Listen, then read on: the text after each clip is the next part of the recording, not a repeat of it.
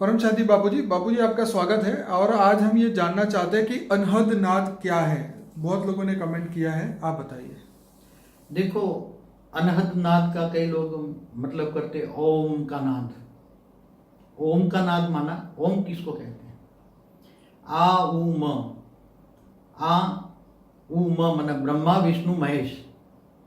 जब शिव निराकार ने मतलब पर ब्रह्म परमेश्वर ने जब शिव को रचा, शिव आकारी को रचा, पर ब्रह्म परमेश्वर ने जब शिव को रचा और शिव के रचते वक्त शिव से शक्ति से रचा, शिव शक्ति ने मिलकर विष्णु को रचा और विष्णु की नाभि से ब्रह्मा नाभि माना शक्ति से ब्रह्मा रचा। तो तीन का मतलब है आ उ म। तो वो रचते वक्त जो उनके मन के अंदर जो भाव पैदा हुआ, परम भाव पैदा हुआ, उसके अंदर परम आनंद पैदा हुआ और परम आनंद स्वरूप में उनके अंदर से जो वाइब्रेशन निकले और वो वाइब्रेशन के अंदर जो संगीत था।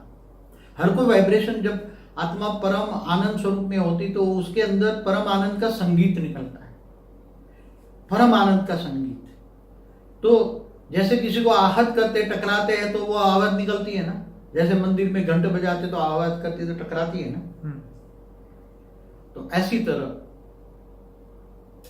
वो ब्रह्मा विष्णु महेश माना निराकारी शिव और आकारी शिव, शिव शक्ति का जब सर्जन हुआ तो उसी वक्त उसी प्रोसीजर करते वक्त निराकार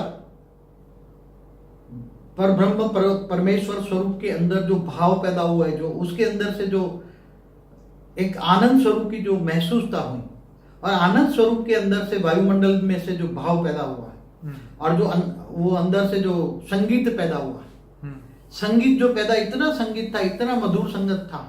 तो कहते हैं ब्रह्मांड के सर्जन के वक्त ओम की ध्वनि निकली। ओम की ध्वनि क्या? आहत नाद माना ओम की ध्वनि, ओम की ध्वनि कहते हैं। तो ओम की ध्वनि, वो ओम की ध्वनि माना परम आनंद स्वरूप की जो वाइब्रेशन ध्वनि जो पर ब्रह्म परमेश्वर ने ब्रह्मा विष्णु महेश को रचने वक्त जो किया और जो भावना पैदा हुई, जो वो ध्वनि वो परम तत्वों में व्याप्त हो गई और परम तत्वों में व्याप्त होते धीरे धीरे तो पूरे ब्रह्मांड में फैल जाती है ना। चाहे कोई भी ध्वनि होती है वो बाद में तो धीरे धीरे ध्वनि तो सभी आज वाइब्रेशन में आप पूरे ब्रह्मांड में व्याप्त हो गई ना। अभी वो ध्वनि को समझने के लिए आत्मा को आत्म स्वरूप की अनुभूति हो, वो ही स्टेज चाहिए ना वो ध्वनि पकड़ने के लिए। अगर वो ध्वनि तुम्हें शुरुआत में पर ब्रह्म परमेश्वर ने ब्रह्मा विष्णु शंकर माना ओम की सर्जन के वक्त ओम की जो ध्वनि पैदा की और वो ध्वनि तरंगे जो मतलब परम आनंद स्वरूप की स्थिति में जो ध्वनि तरंगे वाइब्रेशन फैले तो वो चारों पूरे ब्रह्मांड में व्याप्त हो गए, वो धरती पर भी आ गए, चारों ब्रह्मांड में कोई भी ब्रह्मांड में व्याप्त हो जाते हैं। तो वो ध्वनि का वाइब्रेशन पकड़ने के लिए आत्मा को कौन सी स्टेज चाहिए? जो आत्मा में जो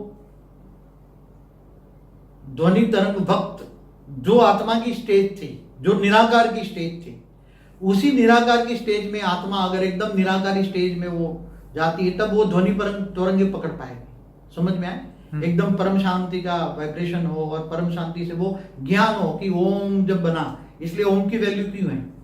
ओम जब बना, ओम माना ब्रह्मा विष्णु महेश की जब रचना की पर ब्रह्म ने, निराकार पर ब्रह्म ने, तब जो ध्वनि तरंगे वो इतने अच्छी ध्वनि तरंगे थी, पूरे ब्रह्मांड में सबसे ज्यादा अच्छे तरंग थे।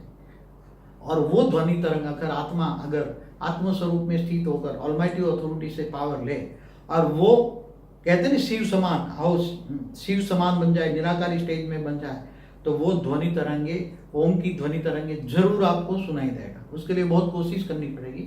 उसी समान जो स्टेज थी पर ब्रह्म की स्टेज थी, वही स्टेज पर ब्रह्म समान तुम्हारी स्टेज बन जाए, आत्मा की स्टेज। तो उसकी आत्मा की स्टेज के लिए आत्मा में चाहिए पावर, समझने के लिए, वो सुनने के लिए। बाबूजी, नासा वालों ने भी कोई स्पेस में ऐसी आवाज सुनी है? मतलब वो सोलर सिस्टम की आवाज में कोई अरे ग्रह की थोड़ी थोड़ी अलग अलग होती है। देखो तो, जी, जो वायुमंडल के अंदर तो कितने प्रकार की आत्मा होगी, क्या आवाज होगी? आवाज कितने प्रकार की? बहुत। हर आत्मा की आवाज वायुमंडल में आएगी बाद में। तो ठीक है। फिर ब्रह्मा ने जो सप्तर्षियों को सर्जन किया, सप्तर्षियों जो उन्होंने भी सर्जन किया, उसके भी सर्जन किया। तो सर्जन करते वक्त जो मन में भाव पैदा होते हैं या फिर वापस में ये वो धीरे धीरे गिर जाते हैं सर्जन करते करते, फरिश्ता देवता बनते, देवता से मनुष्य बनते, मनुष्य भी, और फिर ये सूर्य बनता है, सूर्य धरती बनती है, फिर चारों ओर धरती भी घूम रही, तो उसकी भी आवाज तो वायुमंडल में है ना, मगर सुन सकते हैं, धरती घूम रही इसकी आवाज सुन सकते हैं, सारे ग्रह भी घूम रहे तो उसकी भी आवाज तो होगी ना। सूर्य के अंदर जो S2 S3 में जो परिवर्तन होता है उसका एक्सप्लोजन होता है, जो क्या बोलते हैं उसका स्फोटन होता है, विस्फोट होता है, तो क्या उसकी आवाज नहीं होगी? तो वो सूर्य की जो फोटोन आ रहे हैं तो उसमें नहीं जाएगी, आवाज तो जाएगी ना। दूसरे सूर्य जो बड़े बड़े सूर्य तारे जो रात को दिखते हैं उसकी रोशनी आ रही है, तो उस रोशनी में भी उसकी आवाज तो आएगी ना। लेकिन कहते हैं कि ध्वनि की जो स्पीड है वो लाइट से अलग है, मतलब स्लो है। तो पहले वो लाइट दिखती है, उसके बाद में ध्वनि, जैसे बम फूटता है तो पहले लाइट दिखती है फिर आवाज आती है। देखो माने उसके आवाज को आने में लाइट की स्पीड 3 लाख किलोमीटर पर सेकंड है और आवाज की स्पीड कम है, इसलिए बादलों में जब जी पहले बिजली चमकती है तो दिखाई देती है, बाद में बादल गरजने की आवाज आती है। ये आवाज, ये तो एक साइंटिफिक नियम है वो स्पीड के हिसाब से।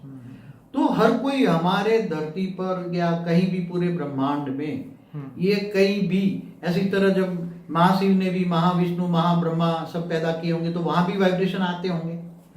पूरी गैलेक्सी में भी उसका जा रहा है तो पूरी गैलेक्सी के भी वाइब्रेशन हमारे ब्रह्मांड में आएंगे। तो वो सब सुनने के लिए आत्मा की स्टेज चाहिए। और इसका फायदा है अनहद नाद सुनने का। वो लोग कोशिश करते हैं कि अनहद नाद सुने, तो ये भक्ति मार्ग वाले मानते हैं कि अनहद नाद जो सुनता है उसको अगर सुनने मिल जाए तो उसको कहते हैं मुक्ति, जीवन मुक्ति मिल जाए उसको।